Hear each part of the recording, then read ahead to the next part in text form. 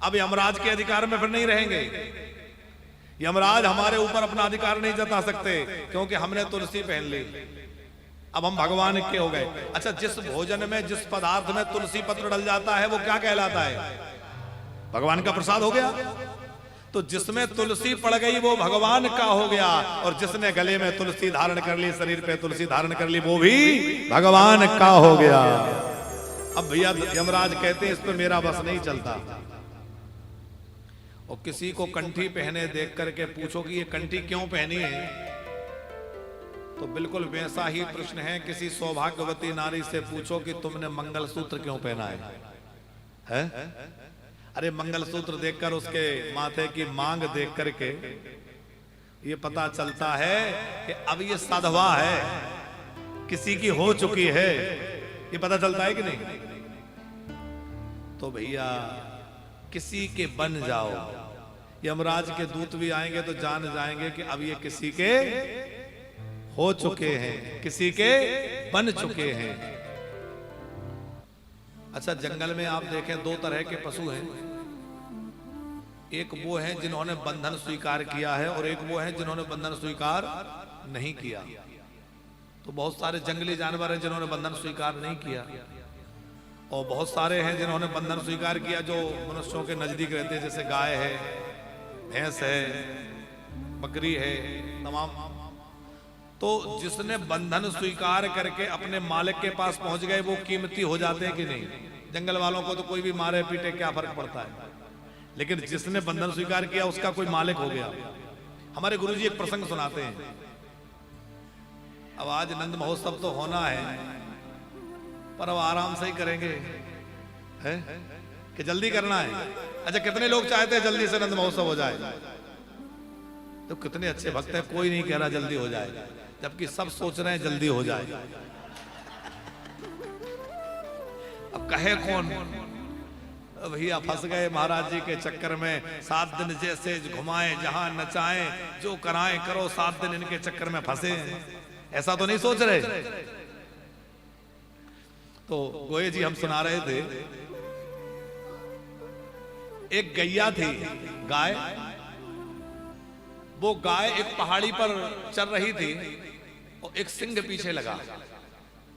अब वो सिंह जब पीछे लगा तो बेचारी गाय ने देखा कि इधर ऊंची पहाड़ी है और इधर जो है तालाब है, पानी है, कोई भागने का रास्ता नजर नहीं आया।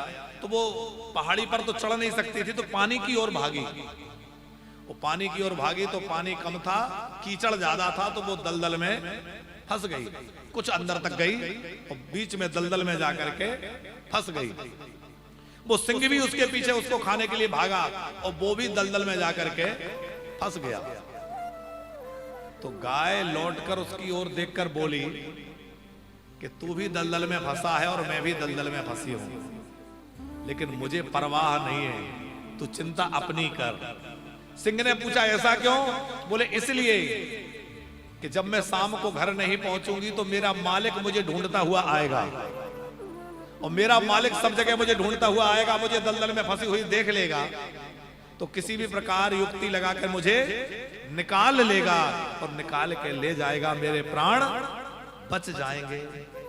पर तूने किसी को अपना मालिक नहीं माना, किसी को अपना नाथ नहीं माना, इसलिए तुझे निकालने कोई नहीं आएगा और तू इसी दलदल में पड़ा पड़ा फंसा फंसा मर जाएगा। समझ गए बात को? संसार की दलदल में हम सब पड़े हैं, पर जिन्होंने भगवान को अपना नाथ मान लिया है, भगवान उनको इस दलदल से निकाल ले जाएंगे साहब, और जिसने भगवान को नाथ नहीं माना वो फंसे फंसे यहीं रह जाएंगे। इसलिए भगवान को अपना नाथ मान लो तो सनाथ हो जाओगे। विश्वामित्र जी दशरथ जी के पास राजकुमारों को लेने आए और क्या कहा? अनुज समेत देहो रघुनाथा, लक्ष्मण के साथ राम जी को दे दीजिए। दशरथ जी ने पूछा कि काम एक है तो 2 लेने क्यों आए हो? काम तो एक ही है कि यज्ञ की रक्षा करनी है। तो विश्वामित्र जी बोले काम एक नहीं है, काम भी 2 हैं। बोले 2 काम क्या है? बोले एक काम तो यह है कि निश्चर वध हो जाए। तो निश्चर वध कौन करेगा? लक्ष्मण जी। क्यों? बोले जगमहु सखा निशाचर जेते, लक्ष्मण हनहि निमिष महु तेते। जितने जगत में निशाचर हैं उनको मारने में लक्ष्मण जी समर्थ हैं। तो फिर राम जी को क्यों ले जा रहे हैं? बोले इसलिए कि निश्चर वध मैं हूं सनाथा, राम जी को ले जाने से मैं सनात हो जाऊंगा, रघुनाथ मुझे मिल जाएंगे तो मेरा जीवन सनात हो जाएगा। बात समझ में आई? भगवान की शरणागति जिसने ग्रहण कर ली वो सनात हो जाएगा। अपना नाथ किसी को मान ले तो भगवान को अपना नाथ बना लोगे तो भैया भगवान आपको संसार के दलदल से, माया के दलदल से निकाल लेंगे और बचा लेंगे।